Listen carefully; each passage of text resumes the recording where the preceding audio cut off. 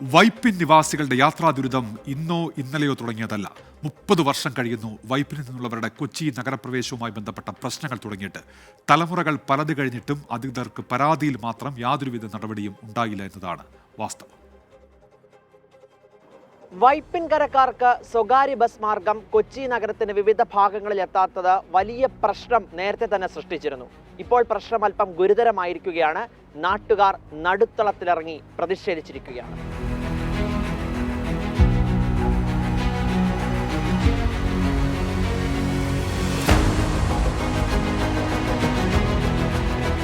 മുപ്പത് വർഷങ്ങളായി വൈപ്പിൻ സ്വദേശികൾ അനുഭവിക്കുന്ന പ്രതിസന്ധിയാണ് സ്വകാര്യ ബസ് മാർഗം കൊച്ചി നഗരത്തിലെത്താൻ കഴിയാത്തത്.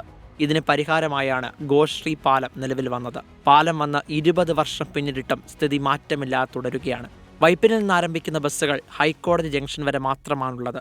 ബസ്സുകൾ മാറിക്കയറിയാണ് കലൂർ, വൈറ്റില, കടവന്ത്ര, പാലാരിവട്ടം തുടങ്ങി കൊച്ചിയുടെ വിവിധ ഭാഗങ്ങളിലേക്ക് പോകുന്നത്. KSRTC സർവീസ് നടത്തുന്ന ഏതാനും ബസ്സുകൾ മാത്രമാണ് നഗരത്തിലെത്താനുള്ള ആശ്രയം.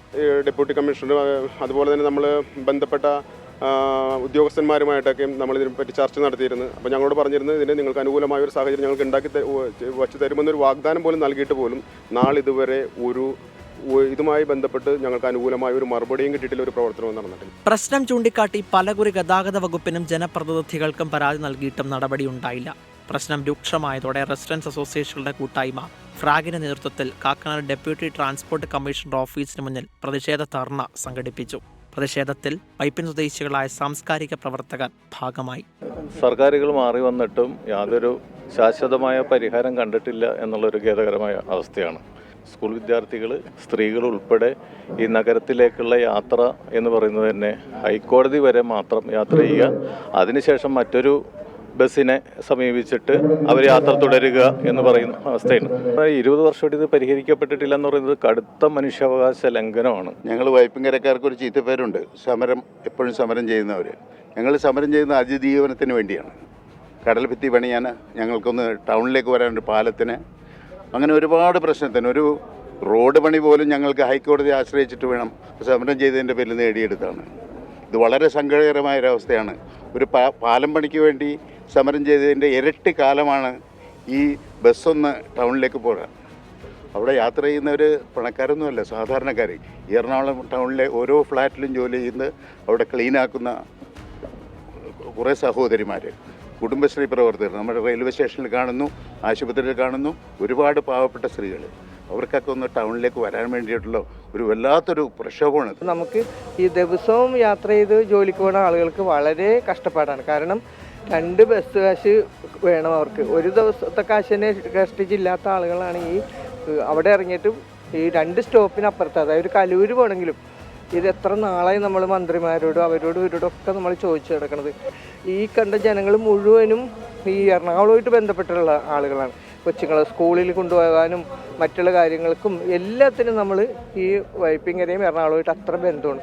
മത്സ്യത്തൊഴിലാളികൾ, വിദ്യാർത്ഥികൾ, അധ്യാപകർ തുടങ്ങി വിവിധ മേഖലകളിൽ നിന്നുള്ളവർ പ്രതിഷേധത്തിൽ പങ്കെടുത്തു. കൊച്ചി നഗരത്തിന്റെ സമസ്ത മേഖലകളിൽ ജോലി ചെയ്യുന്നവർ, പഠിക്കുന്നവർ എല്ലാം വൈപ്പിലുണ്ട്.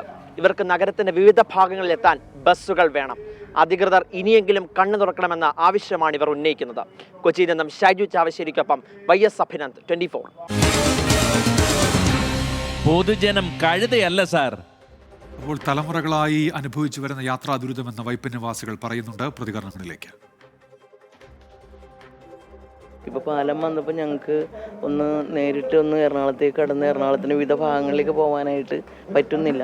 അതിനു വേണ്ടിയുള്ളൊരു സമരമാണ് ഞങ്ങൾ ചെയ്യുന്നത്. ഞങ്ങൾക്കത് ചെയ്തു തരണം എന്ന് സർക്കാരിനോട് ഞങ്ങൾ അഭ്യർത്ഥിക്കുകയാണ്. ഞങ്ങൾക്കിപ്പോൾ എറണാകുളത്തോട്ട് പോകണമെങ്കിൽ തന്നെ 2 ബസ്, എറണാകുളത്തോട്ട് പോകണമെങ്കിൽ 2 ബസ് കയറണം ഹൈക്കോടതിയിൽ നിന്ന്. പിന്നെ വേറെ വൈറ്റിൽ അങ്ങനെയൊക്കെ പോകണമെങ്കിൽ ഈ പറഞ്ഞ പോലെ ബുദ്ധിമുട്ടാണ്. 2 ബസ് കയറണം. പിന്നെ ഈ പറഞ്ഞ പോലെ ഗതാഗത മന്ത്രി ഇടപെട്ട് എന്തെങ്കിലും ചെയ്യണം എന്നുള്ളൊരു ഇത്. 2 ബസ് കയറി ഞങ്ങൾക്ക് പോകേണ്ടി വരും. അപ്പോൾ ആ ഒരു ബസ്സിൽ തന്നെ പോകാൻ പറ്റുകയാണെങ്കിൽ അത് സൗകര്യപ്രദമായിരിക്കും. അപ്പോൾ നഗരപ്രവേശനം അനുവദിക്കണമെന്നാണ് ഞങ്ങളുടെ ആഗ്രഹം. ഡയറക്റ്റ് കിട്ടിയാലും നമ്മൾക്ക് വേറൊരു പ്രശ്നമില്ല. പിന്നെ ഒരു മഴയും പ്രശ്നങ്ങളുള്ള സമയത്താണെങ്കിൽ ബുദ്ധിമുട്ടി വേറൊരു ബസ്സിലേക്ക് കയറി നനഞ്ഞ് പ്രശ്നങ്ങളൊക്കെ ആയിട്ടാണ്. അപ്പോൾ ഏതായാലും നമുക്കിത് കിട്ടുന്നത് കൊണ്ട് ഏറ്റവും നല്ലൊരു ഉപകാരമായിരിക്കും.